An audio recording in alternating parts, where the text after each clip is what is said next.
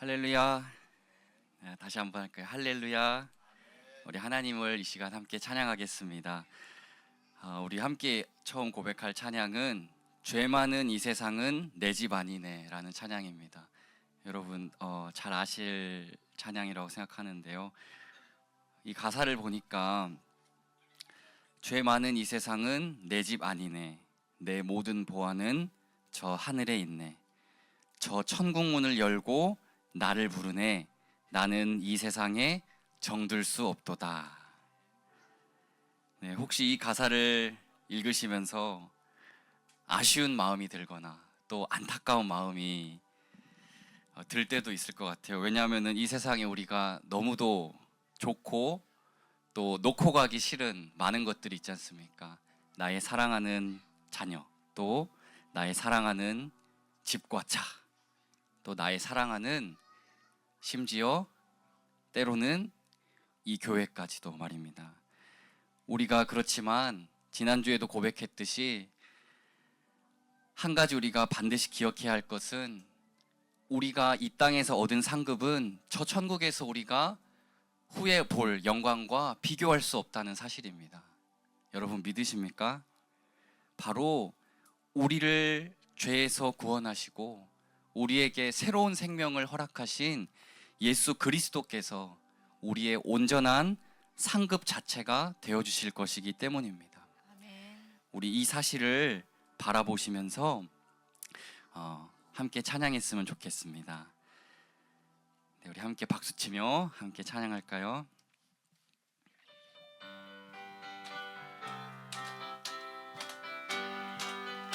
우리 함께 고백합시다. 죄 많은 이 세상은 내 집 아니네, 내 모든 보안은 저 하늘에 있네, 저 천국 문을 열고 나를 부르네, 나는 이 세상에 우리 한 번 더. 죄 많은 이 세상은 내 집 아니네, 내 모든 보안은 저 하늘에 있네, 저 천국 문을 열고 나를 부르네, 나는 이 세상에 정들 수 없도다. 주님 같은 친구 없도다. 저 천국 없으면 난 어떻게 하나, 저 천국 문을 열고 나를 부르네, 나는 이 세상에 정들 수 저 천국에서 모두 날 기다리네, 내 주 예수 피로 죄 씻음 받았네, 나 비록 약하나 주님 날 지키리, 나는 이 세상에 정들 수 없도다.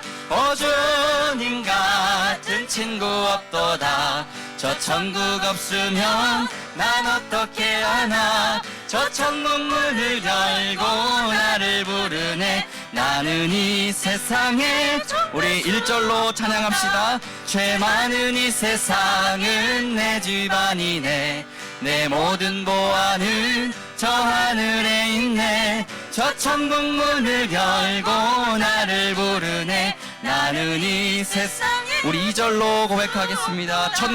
저 천국에서 모두 날 기다리네, 내 주 예수 피로 죄 씻음 받았네, 나 비록 약하나 주님 날 지키리, 나는 이 세상에 정들 수 없도다.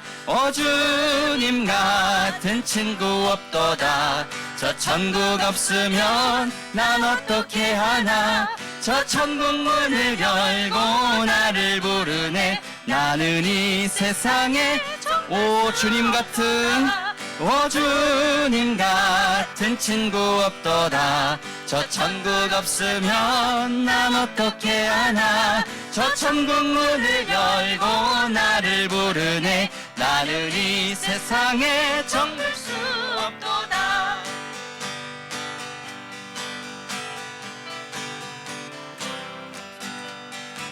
저 영광의 땅에 저 영광의 땅에 나 길이 살겠네. 손잡고 승리를 외치는 성도들의 기쁜 찬송 하늘 울려 퍼지네. 나는 이 세상에 우리 한 번 더 고백합시다. 저 영광의 땅에 나 길이 살겠네.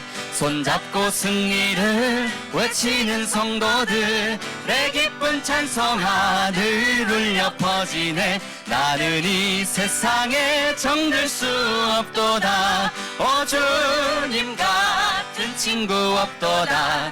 저 천국 없으면 나 어떻게 하나. 저 천국 문을 열고 나를 부르네. 나는 이 세상에 오 주님 같은 친구 없도다. 저 천국 없으면 난 어떻게 하나. 저 천국 문을 열고 나를 부르네. 나는 이 우리 마지막으로 주님 같은 친구 오 주님 같은 친구 없도다. 저 천국 없으면 난 어떻게 하나. 저 천국 문을 열고 나를 부르네. 나는 이 세상에 정들 수 없도다. 예수의 이름은 세상의 소망이요. 예수의 이름은 천국의 기쁨일세. 슬픈 마음 있는 사람 예수 이름 믿으면 영원토록 변함없는 우리 한 번 더 슬픈 마음 있는 사람 예수 이름 믿으면 영원토록 변함없는 기쁜 마음 얻으리. 예수의 이름은 세상의 소망이요. 예수의 이름은 천국의 기쁨. 거룩하신 주의 이름 너의 방패 삼아라. 환난 시험 당할 때에 주께 기도드려라. 예수의 이름은 세상의 소망이요. 예수의 이름은 천국의 기쁨일세.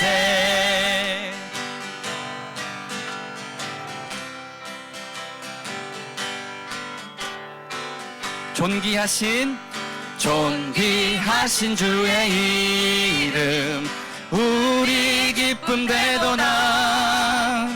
주의 품에 안길 때에 우리 4절로 고백할까요? 우리 갈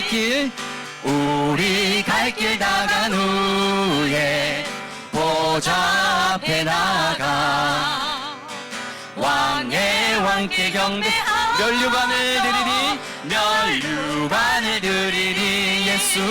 예수의 이름은 세상의 소망이요.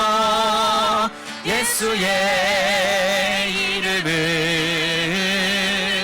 천국의 기쁨일세. 예수의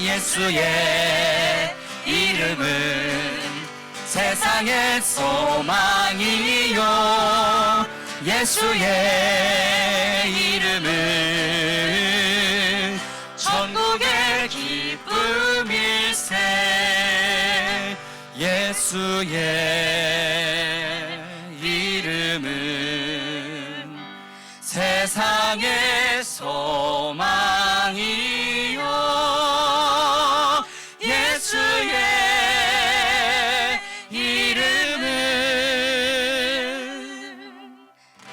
천국의 기쁨일세.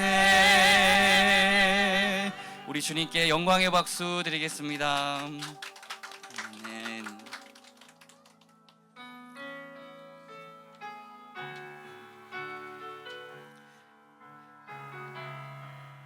우리가 주께 예배할 때 우리를 위해 일하시는 하나님을 믿습니다. 날이 저물어 갈 때, 빈들에서 걸을 때, 그때가 하나님의 때. 내 힘으로 안 될 때, 빈손으로 걸을 때, 내가 고백해 여호와. 우리 한 번 더 고백합시다. 날이 저물어 갈 때, 날이 저물어 갈 때, 빈들에서 걸을 때, 그때가 하나님의 때. 내 힘으로 안 될 때, 빈손으로 걸을 때, 내가 고백해 여호와 이래. 주가 일하시네, 주가 일하시네, 주가 일하시네. 주께 아끼지 않는 자에게 주가 일하시네, 주가 일하시네. 신뢰하며 걷는 자에게. 우리 모인 이곳에 주님 함께 계시네. 누리네 아버지 은혜. 적은 떡과 물고기 내 모든 걸들 모두 고백해 여호와 이래. 주가 일하시네, 주가 일하시네. 주께 아끼지 않는 자에게 주가 일하시네, 주가 신뢰하는 자에게, 신뢰하며 걷는 자에게 주가 일하시네, 주가 일하시네, 주가 일하시네. 주께 아끼지 않는 자에게 주가 일하시네, 주가 일하시네. 신뢰하며 걷는 자에게 주가 일하시네, 주가 일하시네, 주가 일하시네. 주께 아끼지 않는 자에게 주가 일하시네, 주가 일하시네.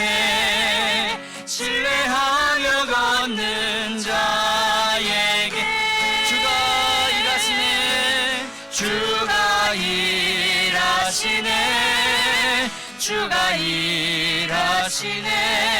주께 아끼지 않는 자에게 주가 일하시네. 아멘. 주가 일하시네, 신뢰하며 걷는 자에게 신뢰하며 걷는 자에게 신뢰하며 걷는 자에게. 하나님, 우리가 주님께 기도할 때 응답하여 주시옵소서. 하나님, 우리가 주를 예배할 때 영광 받아 주시옵소서. 우리 주님의 이름 한번 부르시며 함께 기도하겠습니다. 주여, 할렐루야. 우리가 살아계신 하나님의 이름을 높입니다. 하나님, 이 시간 우리의 기도 제목과 하나님의 일하심을 맛보아 알게 하여 주옵소서.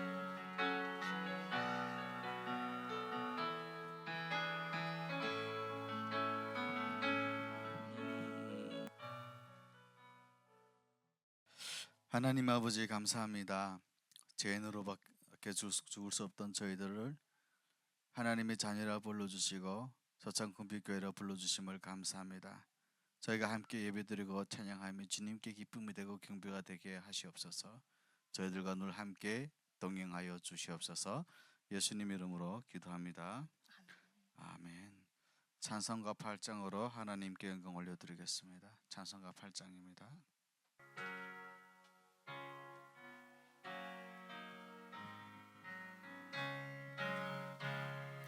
거룩 거룩 거룩 전능하신 주님, 이른 아침 우리 주를 찬송합니다.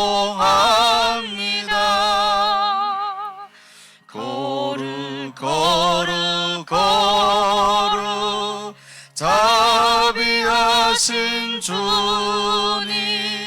성삼위일체 우리 주로다. 거룩 거룩 거룩 주의 보좌 앞에 모든 성도 면류관을 벗어드리네.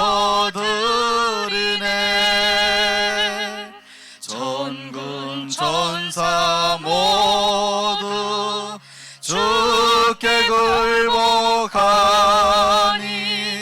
영원히 위에 계신 주로다. 거룩 거룩 거룩 주의 빛난 영광, 모든 죄인 눈 어두워 볼 수 없도다. 거룩하신 이가 주님밖에 없네. 온전히 전능하신 주로다. 거룩 거룩 거룩 전능하신 주님, 천지 만물 모두 주를 찬송합니다. 거룩 거룩 거룩 전능하신 주님, 성삼위일체 우리 주로다. 아멘.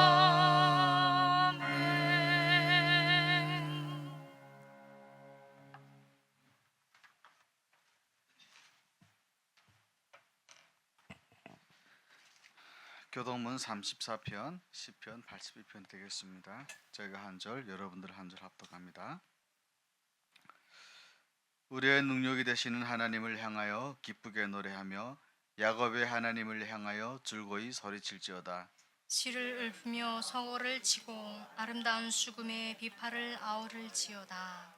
초하루와 보름과 우리의 명절에 나팔을 불지어다. 이는 이스라엘의 율례요 야곱의 하나님의 규례로다. 하나님이 애굽 땅을 치러 나아가시던 때에 요셉의 족속 중에 이를 증거로 세우셨도다. 거기서 내가 알지 못하던 말씀을 들었나니 이르시되 내가 그의 어깨에서 짐을 벗기고 그의 손에서 광주리를 놓게 하였도다. 내가 고난 중에 부르짖으며 내가 너를 건졌고 우레서리의 은밀한 곳에서 내게 응답하며 무리바 물가에서 너를 시험하였도다. 내 백성이여 들으라. 내가 내게 증언하리라. 이스라엘이여 내게 듣기를 원하노라. 너희 중에 다른 신을 두지 말며 이방 신에게 절하지 말지어다. 나는 너를 애굽 땅에서 인도하여 낸 여호와 내 하나님이니 내 입을 크게 열라 내가 채우리라 하였으나, 다 같이 내 백성이 내 소리를 듣지 아니하며 이스라엘이 나를 원하지 아니하였도다. 아멘. 사도신경으로 신앙 고백 드리겠습니다. 나는 전능하신 아버지 하나님 천지의 창조주를 믿습니다. 나는 그의 유일하신 아들 우리 주 예수 그리스도를 믿습니다. 그는 성령으로 잉태되어 동정녀 마리아에게서 나시고 본디오 빌라도에게 고난을 받아 십자가에 못 박혀 죽으시고 장사된 지 사흘 만에 죽은 자 가운데서 다시 살아나셨으며 하늘에 오르시어 전능하신 아버지 하나님 우편에 앉아 계시다가 거기로부터 살아있는 자와 죽은 자를 심판하러 오십니다. 나는 성령을 믿으며 거룩한 공교회와 성도의 교제와 죄를 용서받는 것과 몸의 부활과 영생을 믿습니다. 아멘. 오늘 예배를 위해서 우리 전영기 집사님께서 대표 기도해 주시겠습니다. 기도하겠습니다. 사랑과 은혜가 풍성하신 하나님, 우리는 다 양 같아서 그릇 행하여 각기 제 길로 갔거늘 우리의 모든 죄악을 그리스도 예수의 죽으심으로 말미암아 사하여 주신 것을 감사합니다. 지난 한 주간도 주님의 은혜 가운데서 큰 사고 없이 무탈하게 지나게 하시고 오늘 이렇게 주님 전에 모여 예배할 수 있는 은혜를 주시니 진정으로 감사와 찬양을 드립니다. 또한 한 주간의 삶에서 나의 혈기와 분냄을 조절하지 못함을 고백하오니 주여 용서하여 주옵소서. 아버지의 자녀로 택함받아 감사드리며 아버지의 이름으로 한 가족이 되었습니다. 태어난 시기와 장소는 다를지라도 우리는 한 가족이 되었으니 서로 아끼고 서로 보듬으며 서로 사랑하면서 살아가게 하시고 주님의 이름을 높이고 성부, 성자, 성령의 삼위일체인 하나님의 자녀임에 감사하며 시기와 질투를 멀리하고 서로의 허물을 덮어주고 이 모든 걸 아버지의 이름으로 용서하고 사랑하는 공동체가 되게 하옵소서. 나 자신을 낮추고 겸손한 마음으로 형제 자매들을 섬기며 더욱 낮은 자세로 임하게 하옵소서. 너희는 세상의 소금이며 빛이라 하신 말씀처럼 각자가 받은 역할을 감당하며 도구로 쓰이게 하시고 한 사람 한 사람의 생명을 소중히 여기는 마음을 주소서. 힘들고 지칠 때 십자가에 달리신 예수님, 그 높은 뜻을 되새기며 낙심하지 않고 포기하지 않으며 담대하게 앞으로 나가는 은혜를 주옵소서. 이 나라와 민족을 불쌍히 여기시고 지도자들에게 지혜를 주시어 이 백성들이 편안한 삶을 누리게 하시고 정의가 승리하는 나라가 되게 하옵소서. 오늘 또 말씀을 전하시는 전도사님과 듣는 우리에게 주님의 영이 함께 하시어 성장하는 하루하루가 되게 하옵시며 모두가 함께 열린 마음으로 아버지께 영광 돌리는 귀한 시간이 되게 하옵소서. 이 모든 걸 우리를 죄에서 구원하신 예수님의 이름으로 기도드립니다. 아멘.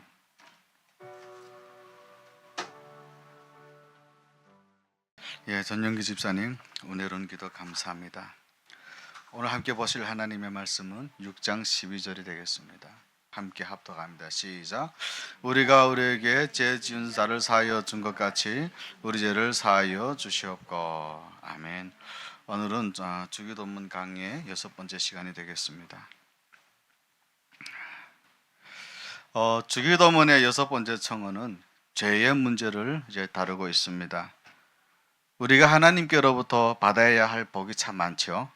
그런데 그 중에 반드시 받아야 하고 또 계속적으로 받아야 될 복이 바로 죄 사함입니다. 예수님께서도 지붕을 뚫고 내려보내진 중풍병자에게 네 병이 나았느니라 이런 말씀을 하시기 전에 하신 말씀이 있어요. 뭐냐면 내 죄가 사해졌느니라. 병 나는 일보다 죄 용서함 받는 문제가 훨씬 더 중요하고 근본적인 문제이기 때문에 그렇습니다. 사실 모든 질병의 원인이 죄 때문인 것만은 아닙니다. 그러나 인간들의 삶에 질병이 생기고 그 질병 끝에 마침내 죽음을 맞이하게 되는 중요한 이유 중에 하나는 바로 죄 때문입니다. 문제는요, 많은 사람들은 자신들을 죄인이라고 인정하지 않는다는 것입니다. 내가 사람도 안 죽이고 간음도 안 했는데 과연 내가 무슨 죄인이냐고. 그렇기 때문에 그들은 우리 죄가 용서받아야 된다는 사실 자체를 받아들이지 못합니다. 결국은 예수님이 십자가의 은혜 그 필요성 자체를 느끼지 못하게 되는 것이죠. 그런 의미에서 주기도문에서의 죄의 문제를 다루기 전에 먼저 해야 할 일은 죄가 무엇인가부터 알아보는 것입니다. 사람들은 보통 죄라고 하면요, 정해진 법을 어기는 것쯤으로 생각을 합니다. 죄의 개념을 사람이나 국가와의 관계 속에서만 생각하기 때문이죠. 그러나 성경이 말하는 죄의 개념은 좀 더 포괄적이고 근본적인 것입니다. 사실 죄는 사람들과의 관계 속에서 이해되어지는 상대적 개념이 아니에요. 하나님과의 관계 속에서 이해되어져야 하는 절대적 개념입니다. 여러분 생각해 보세요. 만약에 죄를 사람들과의 관계 속에서만 이해를 하잖아요. 그러면 죄는 사람마다 다르고 나라마다 달라요. 어떤 사람에게는 죄가 되는데 어떤 사람에게는 죄가 아닙니다. 어떤 나라에서는 죄가 되는데 어떤 나라에서는 죄가 안 되는 것입니다. 실제로 여러분, 어떤 나라에서는 여러 명의 아내를 두는 게 당연히 죄가 되죠. 미국과 한국도 마찬가지입니다. 그런데요, 무슬림 국가들에서는 아내를 여러 명 두는 거 전혀 죄가 되지 않아요. 오히려 그걸 자랑하고 사는 거죠. 심지어는요, 어떤 나라들에서는 사람을 죽이는 것조차가 죄가 되지 않습니다. 결국 죄에 대한 정의는 사람을 만드시고 세상을 창조하신 하나님과의 관계 속에서 찾아줘야 되고, 그것은 하나님의 뜻을 기록해 놓은 성경에서 죄에 대한 정의를 찾아야 된다는 것을 의미하는 것입니다. 그런 의미에서요, 죄 중에 가장 큰 죄가 무엇일까요? 살인죄요? 간음죄요? 아닙니다. 가장 큰 죄는 온 우주와 인간을 창조하신 하나님을 알아보지 못하고 하나님과 분리된 삶을 사는 것, 이게 가장 큰 죄라고 하는 것입니다. 우리 함께 로마서 1장 20절 말씀 합독합니다. 시작. 창세로부터 그의 보이지 아니하는 것들 곧 그의 영원하신 능력과 신성이 그가 만드신 만물에 분명히 보여 알려졌냐니 그러므로 그들이 핑계하지 못할지니라. 아멘. 온 세상을 보면 하나님의 존재를 인정하지 않을 수 없다는 거예요. 그렇기 때문에 그 하나님을 인정하지 않는 것, 그것이 바로 죄의 출발이 된다는 말입니다. 사실 오늘날 우주의 기원을 밝히고 있는 스티븐 호킹 박사는요, 우주를 어떻게 설명하냐면, 우주는 아주 작고 아주 뜨겁고 밀도가 높은 상태에서 시작돼서 지구도 점점 더 팽창하고 있다라고 얘기하고 있습니다. 이른바 무경계 제한, 노 바운더리 프로포절이라고 하는 이론을 통해서 우주는 폭탄이 폭발하듯이 뻥 하고 한순간에 생긴 것이 아니라 풍선이 부풀어 오르는 것처럼 공간 자체가 점점 커지는 것이다, 이렇게 말하는 거죠. 그런데 여러분 생각해 보십시오. 이런 설명 역시 그 팽창하기 전에 있었던 존재는 또 어떻게 해서 생겨난 것이냐고 물으면 할 말이 없어집니다. 결국 그는 2018년대에 신은 존재하지 않는다라는 어쩌면 인류 역사에서 가장 큰 죄가 될 말을 남긴 채로 죽죠. 사랑하는 성도 여러분, 죄는요, 사람 죽이고 간음하고 그것만이 아니라 사실은 보다 근본적으로 하나님의 존재 자체를 부인하고 하나님을 믿지 않는 것, 그것이 가장 큰 죄입니다. 요한복음 16장 8절 9절 우리 함께 합독합니다. 시작. 그가 와서 죄에 대하여 의에 대하여 심판에 대하여 세상을 책망하시리라. 죄에 대하여라 함은 그들이 나를 믿지 아니하며 라고 말씀하셨어요. 하나님을 부인하고 하나님을 믿지 않는 것이 죄라는 것입니다. 따라서 여러분, 주변에는, 세상에는요, 아주 착해요. 진짜 내가 봐도 성인 군자가 따로 없어요. 그렇게 착한 사람일지라도 그가 만약에 하나님을 알아보지 못하면 지금 그는 가장 큰 죄인이라고 하는 것입니다. 무엇보다도 죄는요, 이 세상과 우리의 삶의 주인 대신 하나님의 뜻을 따라 살지 않는 것입니다. 성경에 쓰여진 죄에 대한 용어 중 가장 많이 쓰이는 단어가 하마르티아라는 단어인데, 이 뜻이 뭐냐면 관역을 맞추지 못했다라는 뜻입니다. 누가복음 11장 4절에 보면 우리가 우리에게 죄 지은 사람을 용서하오니 할 때 여기서 죄가 하마르티아인데요, 그 뜻이 뭐냐면 관역을 맞추지 못한다는 뜻입니다. 여러분, 간역의 중심은 말할 것도 없이 하나님의 뜻이죠.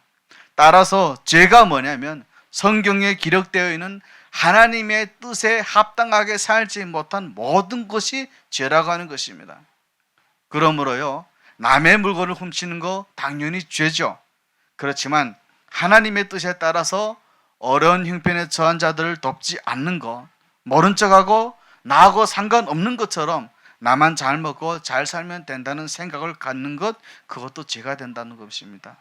요한일서 3장 17절 말씀 우리 함께 합독합니다. 시작. 누가 이 세상의 재물을 가지고 형제의 궁핍함을 보고도 도와줄 마음을 닫으면 하나님의 사랑이 어찌 그 속에 거하겠느냐. 아멘. 또요, 여러분, 남을 때려서 상해를 입힌 것 당연히 죄죠. 그런데 남을 때리지는 않았어요. 그런데 남을 미워해요. 그런 왼수가 없고요, 마음으로는 막 증오를 합니다. 사랑하지도 않아요. 그것도 죄라고 하는 것입니다. 요한일서 3장 15절 말씀 우리 함께 합독합니다. 시작. 그 형제를 미워하는 자마다 살인하는 자니 살인하는 자마다 영생이 구석에 거하지 아니하는 것을 너희가 아는 바라. 아멘. 영생이 구석에 있지 않은 사람이 아니라는 것입니다. 무엇보다도요, 하나님의 돌보심을 믿어야 되는데 그걸 못 믿어요. 그래서 오늘도 열심히 삽니다. 최선을 다해 살아요. 그런데 계속해서 마음속으로는 염려하고 불평하고 두려워하고 살고 있으면 여러분 지금도 그것도 죄 짓는 거랍니다. 베드로전서 5장 7절에 이렇게 말씀합니다. 너희 염려를 다 주께 맡기라. 이는 그가 너희를 돌보십니다. 하나님께서 오늘도 우리를 다 지켜보고 돌보시고 있답니다. 그러므로 오늘도 우리가 해야 될 일은 그 하나님의 인자심을 바라보며 내 인생의 문제를 그 하나님께 맡길 수 있어야 되는데 우리는 안 맡겨요. 오늘도 내 실력으로 살려고 하다가 내 뜻대로 안 되면 그저 원망하고 불평하고 염려하고 미워하고 그렇게 살고 있으면 우리들이 간음을 안 해도 사람을 안 죽였어도 우리들이 지금 죄 짓고 있다는 것입니다. 어디 그것뿐이겠습니까? 예수님의 지상명령인 모든 족속을 제자 삼는 일에 관심을 두지 않고 오직 오늘도 내 욕심, 내 욕망, 내 목표를 채우기 위해서 살아가고 있으면 그것도 죄에 속한다는 것입니다. 우리 모두는 그래서 십자가의 은혜로 죄 사함을 받았습니다. 사랑의 빚을 진 거예요. 그 사랑의 빚을 지고도 빚 갚을 생각은 안 해요. 사실 오늘 본문인 마태복음 6장 11절에 사용된 이 죄에 대한 단어가 헬라어로 말하면은 오헤일레마, 오헤일레마예요. 그런데 그 뜻이 뭐냐면 채무라는 뜻이에요. 예수님으로부터 십자가의 사랑을 받았어요. 그래서 우리 모두는 다 예수님께 빚을 진 사람들이에요. 그런데 그 예수님께 빚 갚을 생각은 안 하고 오늘도 내 인생의 목표를 이루려고 추월하고 살아가고 있다면 그게 죄라는 것입니다. 결국 무엇입니까? 이 성경에서 말하는 기준으로 보면 저와 우리 모두는 다 죄인인 것입니다. 그렇다면 예수님은 이 죄에 대해서 왜 용서를 받아야 한다고 말씀을 하실까요? 그 이유는요, 오늘날 우리들이 겪는 모든 고통의 근원적 원인이 바로 인간들이 하나님을 떠나서 자기 마음대로, 자기 욕심대로, 자기 뜻대로 사는 죄 때문에 그렇습니다. 하나님을 떠난 인간들은요, 영적인 죽음 상태에서 빠져 있어요. 그래서 에베소서 2장 1절에서 그런 상태를 뭐라 그러냐면 죄와 허물로 죽었던 너희들이라고 말하고 있습니다. 멀쩡하게 숨은 쉬어요. 아침 일어나면 막 샤워도 아침도 먹고 열심히 출근도 해요. 살아있는 것 같죠. 그런데 하나님을 몰라보고 있으면 그 사람은 박사라도 아무리 건강하고 똑똑한 사람일지라도 죽어있는 상태에 있다는 말입니다. 그런데 그렇게 영적으로 죽어있는 상태에 있는 인간들은요, 하나님으로부터 받아들일 수 있는 풍요로운 삶을 살 수가 없어요. 늘 염려하고 늘 두려워하고 고통 가운데 살 수밖에 없는 것입니다. 왜? 하나님과 단절되어 있으니까요. 하나님이 공급해 주시는 삶을 사는 것이 아니라 내 능력으로 그 어줍지 않은 지식으로 내 지식과 내 경험과 내 지혜로 살아가려고 하니까 사는 게 힘든 거예요. 그러니 맨날 염려하고 미래는 어떻게 될까? 내 뜻대로 안 될 것 같으니까 두려워하고 불평하고 그리고 그렇게 살다가 결국 어느 순간에는 암에 걸려 죽고 이런저런 이유로 죽는 것입니다. 그런데 육체적인 죽음으로 끝나버리면 차라리 나아요. 이 더러운 세상, 이 힘든 세상 그냥 죽자. 근데 여러분 미안하지만요, 죽음 이후에는 영원한 행복이 기다리고 있다고 하는 것입니다. 하나님의 심판대 앞에서 죽음보다 더 고통스러운 영원한 지옥 형벌을 받아야 돼요. 그런데 그래서 계시록 20장 14절에도 이 영원한 형벌을 사망과 음부의 불못에 던져지니 이것은 둘째 사망 곧 불못이라 이렇게 표현하고 있는 것입니다. 그런데요, 이렇게 우리 모든 인간들은 죽음의 그렁텅이로 몰아넣는 죄의 대가를 치러야 돼요. 그런데 예수님께서는 우리 모두를 대신해서 이 죄의 대가를 치러 주셨습니다. 따라서 주기도문이 그리스도를 통해서 죄 사함을 받으라라고 말하는 것은 예수님을 통해서 우리들도 죄의 문제를 해결받고 그 죄로부터 오는 모든 고통으로부터 해방되어지는 그 은혜를, 그 자유를 맛보라고 하는 것입니다. 사랑하는 여러분, 우리 주님은요, 우리 안에 있는 어두움, 고통을 가져가시고 우리를 회복시켜 주실 수 있는 가장 유일한 분이십니다. 여러분, 사람의 말 들으면 당신은 조금 뭐가 좀 되는 것 같지만 근본적인 해결은 되진 않습니다. 아픔을 겪고 있고 고통스럽고 힘이 드는데 옆에 사람들이 우리들을 아무리 말로 위로한데서 그게 어디 위로가 됩니까? 전혀 위로가 되지 않아요. 그때뿐이에요. 그죠? 오직 주님만이 진정한 위로자이시며 우리들의 삶의 문제, 궁극적인 해결자이시기 때문에 그렇습니다. 따라서 예수님께서 우리들에게 제사함의 기도를 하라는 것은 뭐냐면 유일한 위로자시고 진정한 문제 해결자이신 예수님의 은혜를 죄 용서함을 통해 회개함을 통해서 맛보라고 하는 것입니다. 그런데 어떤 사람들은요, 이런 죄 용서를 위한 기도는 한 번으로 족한 것이 아니라고 말해요.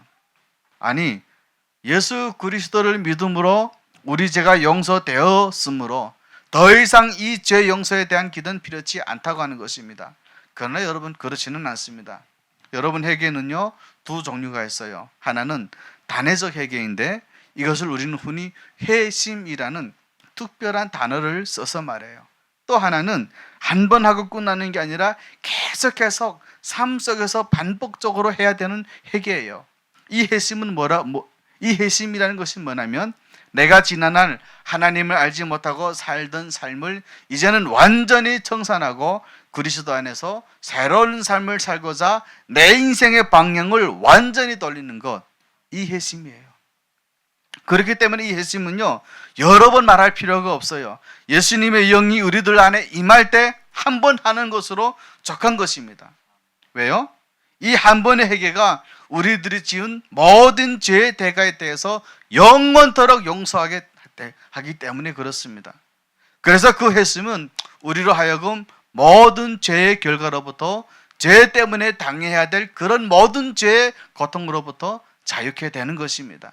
다시 말하면 한 번 회심을 한 후에는 우리들이 설사 다시 죄를 짓는다고 할지라도 우리들과 하나님과의 부자관계는 절대로 끊어지지 않고요, 또 죄를 짓는다고 할지라도 그것 때문에 우리들이 다시 영원한 멸망의 지옥에 다시 가지는 않았다는 것입니다. 그렇다면 여러분 제 말 잘 들어야 돼요. 요것만 딱 들으면 안 됩니다. 그렇다면 그렇게 처음 회심을 한 후에는 이제는 다시 회개하는 것 필요하지 않을까요? 필요치 않지 않을까? 그렇지 않습니다. 만약 일상 속에서 우리들이 날마다 죄를 짓는 삶에 대해서 해결을 하지 않잖아요. 그러면 하나님과 나와의 이 부자의 간의 관계, 선십은 취소되지 않지만 하나님과 나와의 교제, 관계가 끊어져요. 관계가 끊어진다는 것은 뭘 의미하냐면 나의 삶에 하나님으로 말미암아 내가 누릴 수 있는 그 은혜를 누리지 못하게 되는 것을 의미하는 것입니다.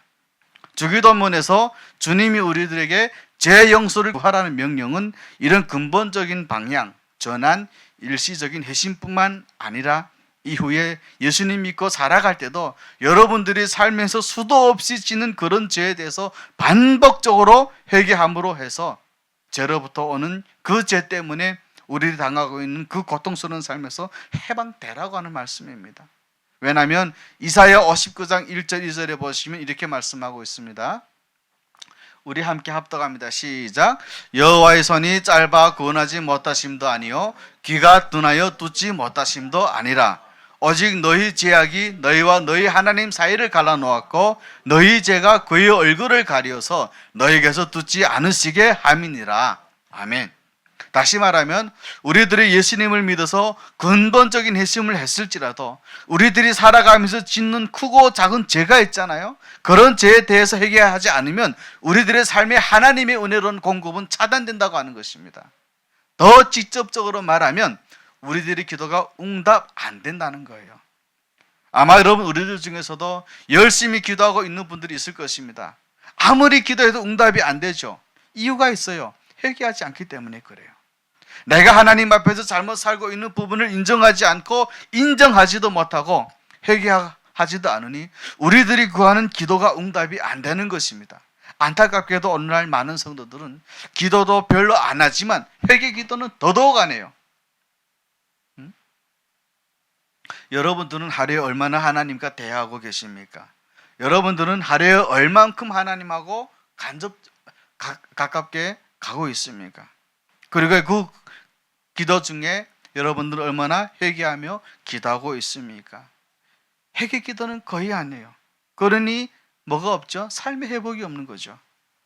여러분 오늘 저녁부터라도 반드시 하루를 돌아보면서 하나님 오늘 하루도 내가 함부로 말하고 함부로 행동하고 하나님의 뜻과 반대되는 행동을 했다면 회개합니다. 하나님 저의 회개 기도를 받아주십시오라고 한번 여러분 기도해 보십시오.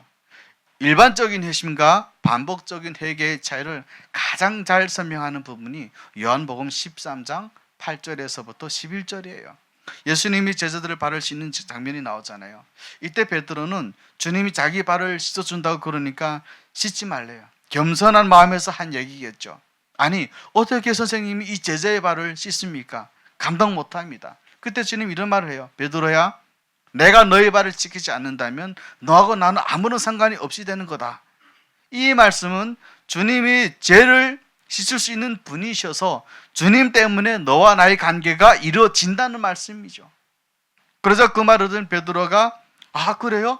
그러면 제 발뿐만 아니라 제 손도 제 몸도 제 머리도 씻겨주십시오. 모욕도 시켜주세요. 그때 주님이 이 유명한 말씀을 하십니다.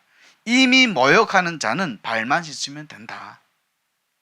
이 말이 무슨 말이겠어요? 예수님을 믿어서 우리의 모든 죄악들의 최종적인 결과인 영원한 심판이 면해졌다면 이제 우리가 해야 될 일은 매일 일상 속에서 내가 지은 죄에 대해서 계속적인 지속적인 해결을 해야 된다는 것입니다.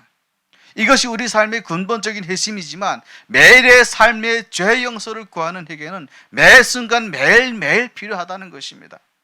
그런데 아까도 말씀드렸듯이 우리는 회개를 잘 안 해요. 얼핏 보면 우리 죄가 그리 많아 보이지 않기 때문이죠. 나는 살인을 안 했어요. 저는 간음을 안 했어요. 그러니 자기가 죄인인 줄 모르는 거죠. 하지만 하나님께 가까이 가면 갈수록 죄는 더 많이 드러나게 되어 있습니다. 어두운 곳에 있으면 더러움이 나타나지 않죠. 그런데 밝은 곳에 가보세요.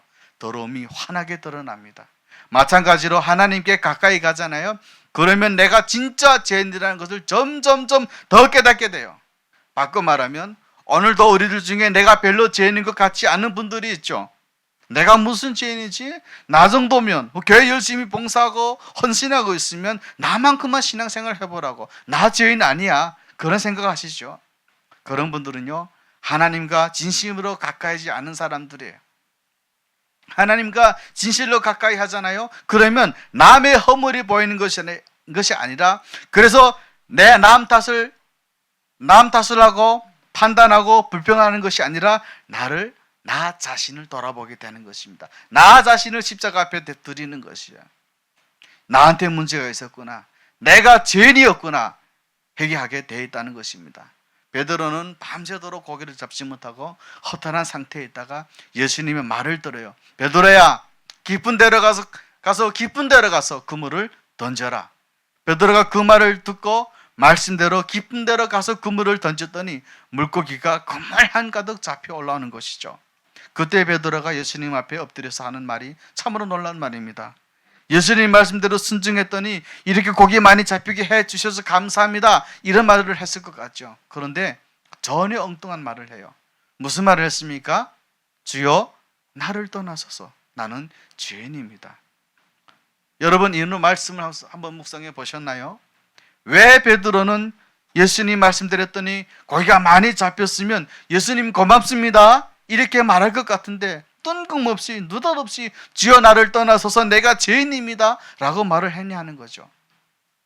베드로는 그문말 내릴 때만 해도요, 예수님을 안 믿었어요. 예수님이 온 세상을 창조하신 이 세상의 주인이신 하나님이시라는 거 안 믿었어요. 어쩌면 고기 한 마리도 못 잡았는데 믿어야 본전 한번 던져보자 하고 던졌던 것 같아요.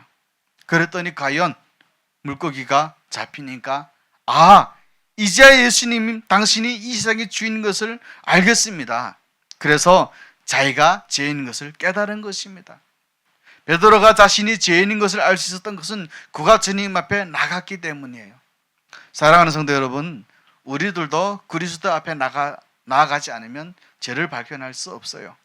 엄청난 죄를 짓고 있으면서도 자기는 잘 살고 있는 것처럼 영적 교만에 빠져 살아요.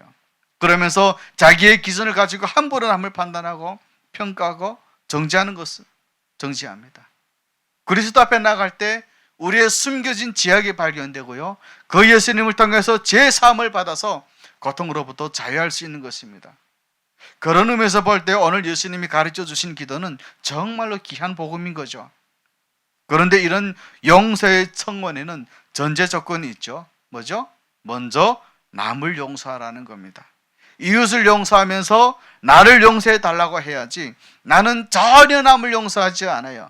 그러면서 하나님 앞에서 나만 용서해 달래요, 나만 봐주래요, 내 기도만 응답해 주래요.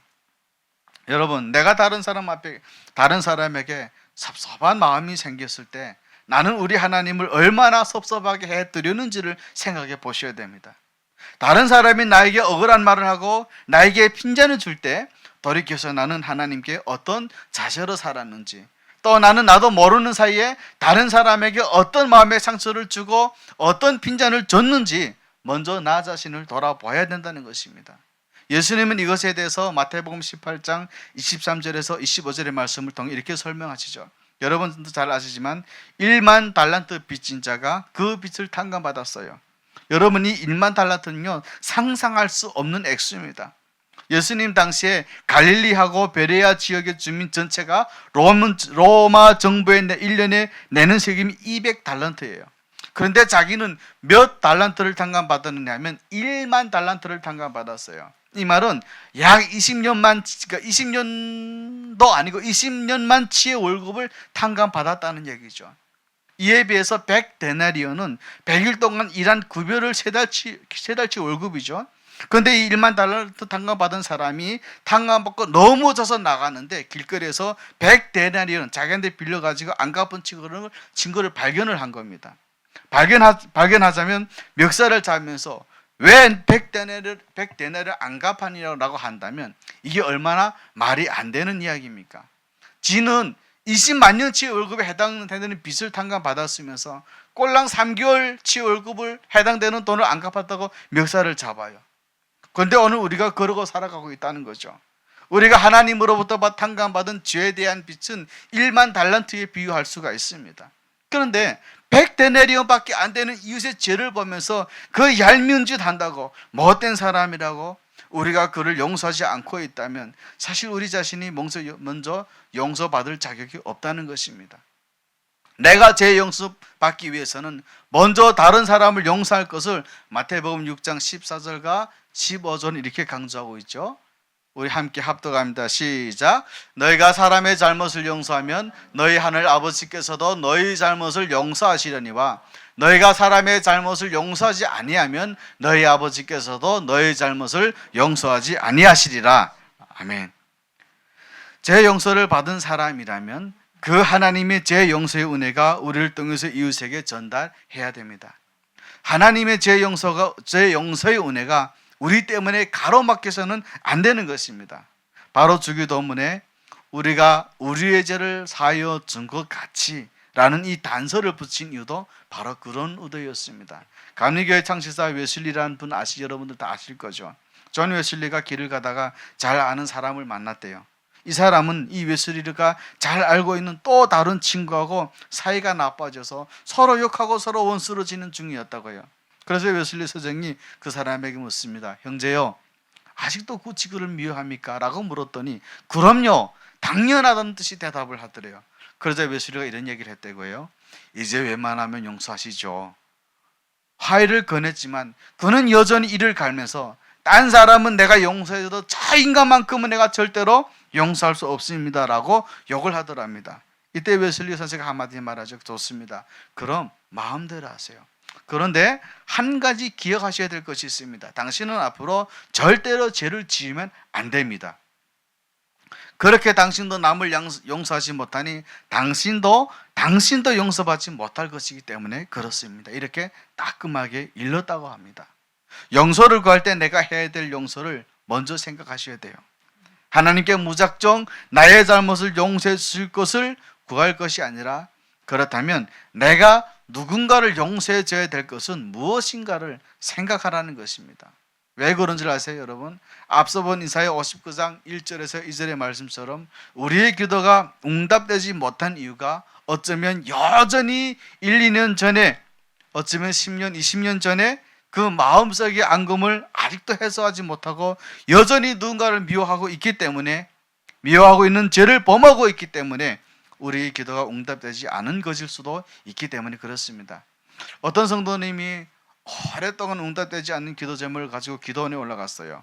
내가 이번에는 반드시 그 응답받고 기도받고 내려오리라고 작정을 하고 올라갔죠. 그랬더니 집회 시간에 말씀을 듣는데 강사 목사님이 그 앞자리에 앉아있던 그 사람을 꼭 집어서 이렇게 말씀하더래요. 당신 기도가 응답되지 않는 이유가 무엇인지 아십니까? 그러시면서 당신 마음속에 아직도 그 시어머니를 미워하는 마음이 있기 때문에 당신의 기도가 응답되지 않는 것입니다. 이렇게 말을 했다고 해요.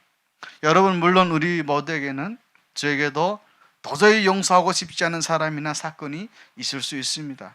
살다 보면 그렇게 돼요. 내가 안 하고 싶어도 그렇게 되더라고요.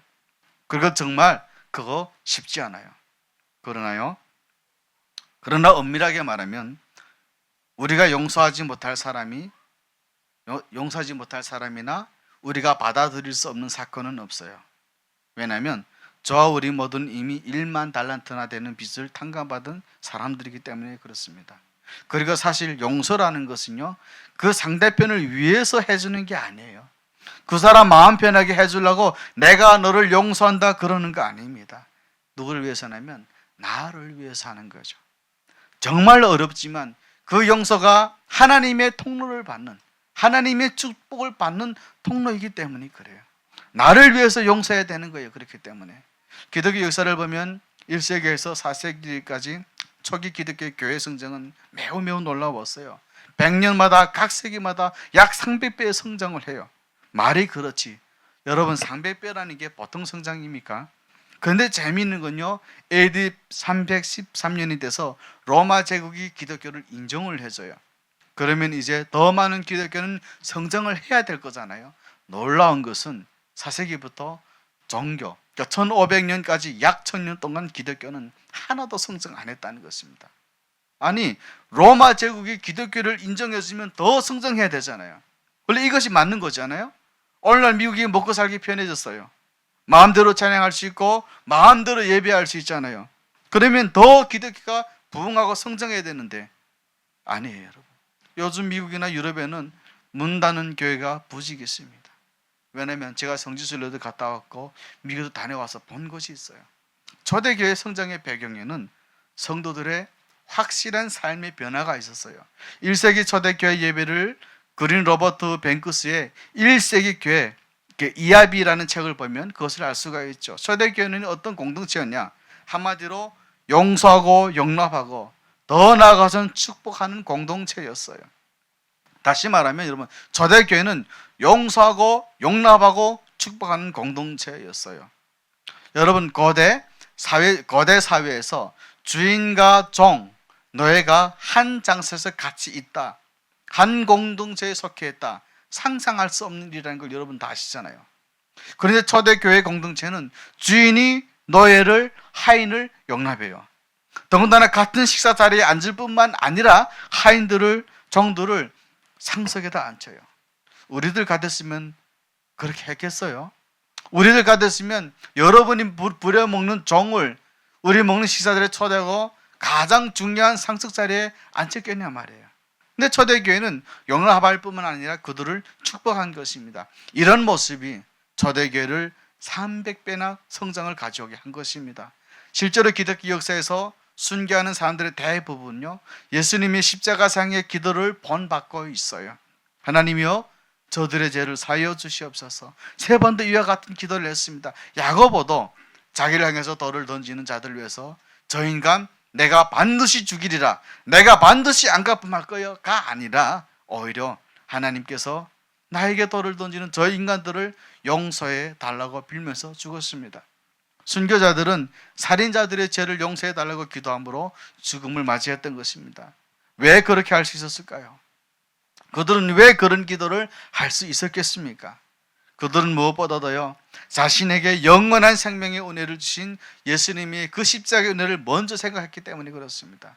내가 1만 달란트를 탕감받은 죄인이라는 것을 먼저 기억했기 때문에 그렇습니다. 또 무엇보다도 그렇게 용서하는 것이 주님의 명령이라는 것을 알았기 때문에 그래요. 저자를 자기를 죽이려는 모습까지도 용서하고 용납하고 축복하고자 할 때 비로소 하나님이 주시는 은혜의 강물이 내가 살고 있는 이 땅 내 주변의 모든 사람들에게 흘러넘치게 되기 때문에 그렇습니다. 여러분 말씀을 맺겠습니다. 제가 이번에 비전 트립을 다녀오면서 제가 이번까지 하면 한 4차 비전 트립을 다녀왔습니다. 미국, 멕시코, 카나다, 토론토, 그리고 이번엔 하와이를 다녀왔죠. 이 사람들 하와이 갔다 왔다니까 되게 이상하게 생각하는데 그 하와이가 좋았던 건 맞아요. 그런데 여러분들 생각하는 것처럼 가서 룰루랄라 놀고 온 건 아닙니다. 하와이에 있는 한인교회들 각 방문을 했고요. 그분들 같이 대화를 했습니다. 하와이에 갔다 왔던 제일 아팠던 부분이 딱 한 가지가 있는데 뭐냐면 하와이 가면 우리가 뭘 배우냐면 이승만 대통령의 건국 그 초대를 배우게 됩니다. 그런데 그런 것들이 지금 덜보지 않은 임자가 없는 땅이 되어버렸고요. 사실 그런 부분들이 너무너무 가슴 아팠어요. 여러분 북한이 왜 오늘날 저 지경까지 된 줄 아세요? 역사를 왜곡했기 때문에 그렇습니다. 역사를 잊어버렸기 때문에 그렇습니다. 우리는 역사를 다 왜곡으로 배웠어요. 제대로 된 역사 배워본 적이 없어요. 6.25도 남침이라고 하지. 이승만 박정희를 때려 죽일 놈이라 배웠지 살릴 놈이라 배워본 적이 없어요. 역사를 잃어버리면, 역사를 제대로 배우지 못하면 나라의 근간이 흔들립니다. 뿌리가 썩어지 없어져요. 근데 그런 것들 보니까 너무 가슴이 아팠던 부분이에요. 그러면 기도하면서 하나님, 물론 그 사람이 이승만이라는 그 한 분이 잘한 일도 있고 못한 일도 있는 거 분명 알아요, 저도. 그러나 그 사람을 통해서 하나님께서 우리나라를 반석 위에 세워준 것은 맞지 않아요. 초대국회 때 다 함께 모여 기도하고 하나님께 찬양 예배를 드렸고, 또 그럼 우리나라 애국가도 하나님이 그때는 원래는 하나님이 원래 맞는 건데 하도 반발이 심해서 하나님으로 바꿨대요. 내용은 다 아시니까. 그런 모습들 보면서 탈북민인 우리가 가장 가져야 될 가장 고승한 그 무엇일까? 여러분, 우리는 잘못된 인식, 잘못된 역사관에서 돌아서야 됩니다. 제대로 된 역사를 배워야 되고요. 그렇다고 막 믿어야 나는 그런데 휩쓸리기보다는 올바른 지식관념과 올바른 역사관 속에서 우리나라와 우리 민족을 바라봐야 되며, 그러므로 인해서 하나님이 우리에게 주신 표대를 바라봐야 됩니다. 그래야 바른 신앙생활이 되는 거지. 이 교회에서 저기 가서 막 휘둘리다 보면 결국은 종래 가면 내가 뭐 하다 지금 하나님 앞에 가게 되는지는 본인들이 깜깜하게 잃어버리는 거죠. 여러분, 세상 사람들에게도요, 그리스도로 말미암는 제사함의 축복을 누리게 하라고 하신 하나님의 명령이 있습니다. 이것이 바로 우리 미셔널 처치, 선교제 교회라고 하는 거죠. 그리고 그것은 먼저 그리스도의 사랑을 받은 우리가 각자 받은 달란트대로, 각자 받은 은혜대로 그리스도의 사랑을 세상에 나타내므로 이루어지는 것입니다. 이것이 바로 미셔널 라이프라고, 선교적인 삶을 사는 거죠. 제가 바라옵기는, 이제 바라옵기는 우리 서창 큰빛교회도 그리스도의 사랑을 나타내는 그런 미션의 처치가 되기를 소망합니다. 그래서 그 일을 위해 헌신하고 선교적 삶을 살기 위해 결단한 성도들로 넘쳐나는 그런 교회가 되시기를 예수님 이름으로 축복합니다. 아멘.